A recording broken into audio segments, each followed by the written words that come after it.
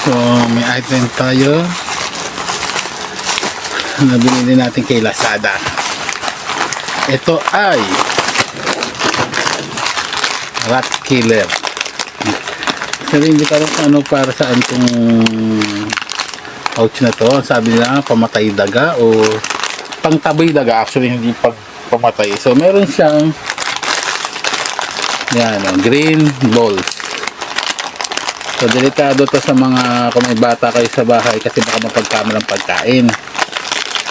Pero ang pang QB1.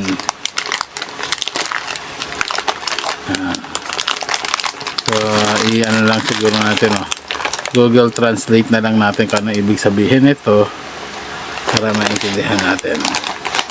So resealable pouch naman siya, so pwede natin buksan. So hindi ko alam kung toxic siya, pero usually kasi pag naka green label hindi siya ganong ka-toxic o safe siya. Sa pesticide kasi ang category is green, di ba dati may red, yellow. Sa Pilipinas bawal na yata yung red label hanggang yellow na lang. So yung pinaka-toxic para sa mga household bawal na yon. So hindi na pwedeng ibenta. Ito dahil nasa green packaging, i-assume natin na medyo safe siya. Medyo lang ha. So ayan natin ito. Para siyang actually parang ano siya may siya mothballs na kulay green lang. Talaga ay may mothballs na green.